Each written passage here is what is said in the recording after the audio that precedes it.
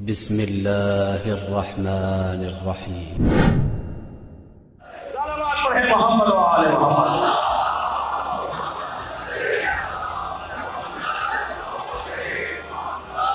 बात चली गई है नहीं? यानी अगर आप जैसा बंदा नमाज जमात में आ जाए तो उसे सोच कर नमाज लंबी करना सारे मुसलमानों के लिए जायज ही नहीं, सवाब। अब ये मेरी और आपकी नमाज है कि जिसमें एक मुझ जैसा आ जाए तो हमें नमाज लंबी करना हुक्म इलाही है। अगर नबी के पुष्प पे हुसैन आ जाए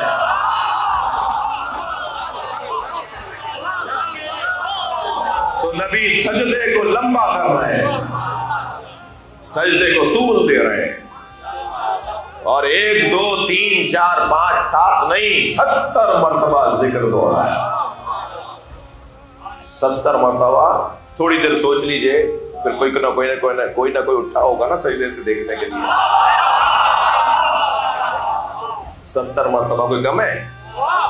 70 मरतबा सरकार ने जिक्र सजदा दोहराया। साहबा इकराम में बाज ने सर उठा के देखा कि आखिर माजरा क्या है।